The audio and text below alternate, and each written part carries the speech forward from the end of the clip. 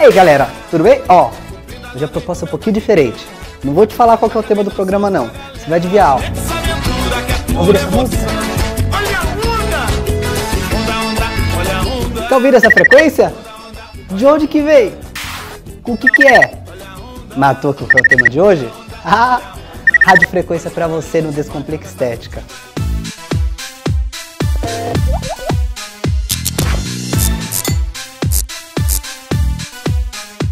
Ufa, deu até calor depois dessa lamberóbica toda, né? Vamos falar então agora da rádio com vocês? Que olha só, por coincidência, também é uma eletroterapia que aumenta a nossa temperatura corporal. E os benefícios da técnica da radiofrequência vêm por causa desse aumento da temperatura. Hoje é um dos padrões ouros para a gente conseguir trabalhar com flacidez.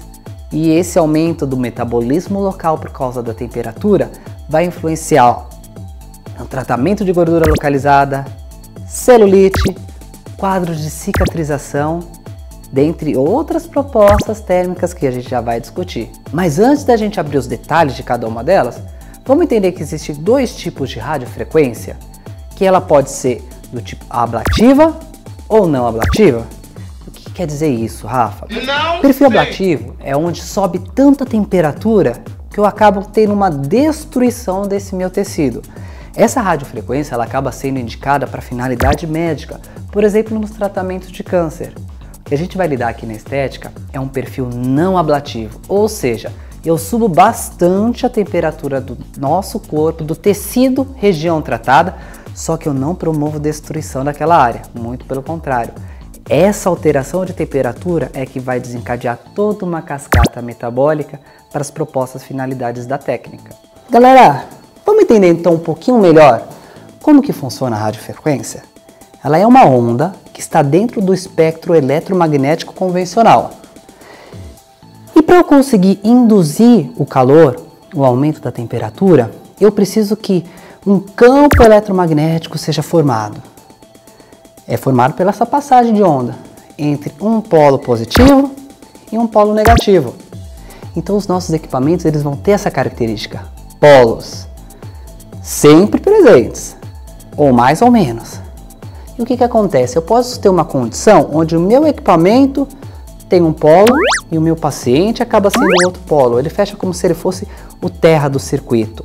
No que eu coloco os dois juntos, eles então fecham a passagem da corrente e o aumento da temperatura.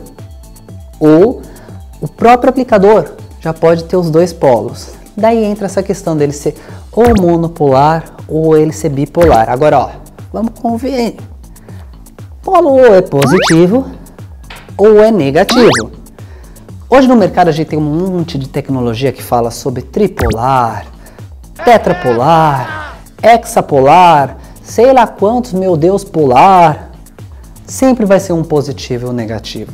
Se eu estou falando então de um tripolar, eu tenho ou um positivo e dois negativos, ou um negativo e dois positivos. Se são tetra, ou seja, 4 polos, eu tenho 2 positivos, 2 negativos e assim por diante. A gente não vai ter um possível polo intermediário, tudo bem? O que acontece é que quando eu aumento o número de polos, eu estou trabalhando às vezes numa maior ação da onda, vou abrindo o ponto de aplicação, que deixa alguns dos tratamentos um pouquinho mais rápido. Muito conveniente, principalmente se eu for fazer uma área grande como o corpo, um abdômen inteiro, uma coxa inteira, um glúteo inteiro ou a região que você for trabalhar. Existem diferentes formas de apresentação de radiofrequência hoje no mercado. A primeira que a gente vai conversar não é nem mais muito utilizada do perfil da estética, que é a indutiva.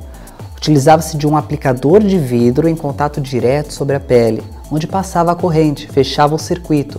Mas ela tinha uma problemática, galera, que não conseguia espalhar de forma homogênea o calor, a temperatura, então ela ficava só nos pontos de contato e existia um grande risco de queimar essa pele. Existe a variação da radiofrequência capacitiva. A radiofrequência capacitiva ela funciona um pouquinho diferente. Você tem os dois polos a trabalhar. Fecha-se o circuito. No ponto do aplicador, gera um campo magnético em torno dele. Esse campo magnético é que vai então entrar em contato com a pele e influenciar o aumento da temperatura. Ela não é muito legal para tecidos que estão um pouquinho desidratados, sabe, pessoal? Portanto, se você tem uma radiofrequência nesse perfil, invista na hidratação dessa pele antes de começar o tratamento. Hoje o que a gente comumente vê no mercado são as radiofrequências de perfil resistivo. O perfil resistivo é um pouquinho diferente, porque o campo eletromagnético ele já se forma dentro da própria pele. Então você vem com o eletrodo aplicador, a região que você quer tratar, e lá dentro do tecido é que então vai formando essa ação do campo eletromagnético. E esse campo é que vai começar então a fazer todos os mecanismos de ação da nossa radiofrequência. Então, como afinal de contas funciona isso? Pessoal, vocês estão vendo aqui? Eu tenho um íon, uma molécula com carga. E o que acontece? Ela é super influenciada por esse campo eletromagnético. Olha como ela começa a ficar agitada, agitada, agitada, agitada. Essa agitação aqui é que aumenta parte da temperatura da pele. Então é um dos elementos que é estimulado por esse campo eletromagnético. Além dele, eu tenho também a opção de trabalhar com a água. Olha a molécula d'água aqui. O que acontece com os dipolos como a água? Eles não têm a carga que o íon tinha lá atrás. Mas ela começa a girar, e gira, e gira, e gira. E esse spin todo que ela vai dando aqui é que faz com que a temperatura também aumente. E ainda para fechar o ciclo, existem os elementos moleculares. E esses elementos moleculares, eles ficam assim, girando tudo como se fosse o átomo. Tá bonitinho lá o núcleo, os elétrons na parte distal. Só que quando eles veem todo esse excesso de energia do campo eletromagnético, eles ficam fazendo isso, pessoal. Distende, encolhe, distende, encolhe, distende, encolhe. Olha só. Isso vai fazendo com que a temperatura local também aumente. Então as três coisas acontecem simultaneamente. E isso vai elevando a temperatura da pele. Óbvio que essa temperatura tem que ser controlada. A gente não pode ela ir ao acaso, ao além. A nossa ideia é atingir uma média de até 60 graus Celsius, que é o que a gente chama de temperatura de contração do colágeno. Sabe como que eu explico para o pessoal lá na clínica para ficar bem facinho de entender o que está acontecendo na pele deles? É o momento ovo frito.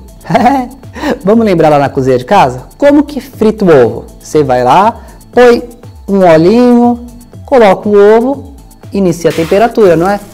O que acontece com a clara, pessoal? Não sei. Ela não muda, não fica durinha, ela não fica branquinha. É a mesma coisa que está acontecendo aí com esse colágeno.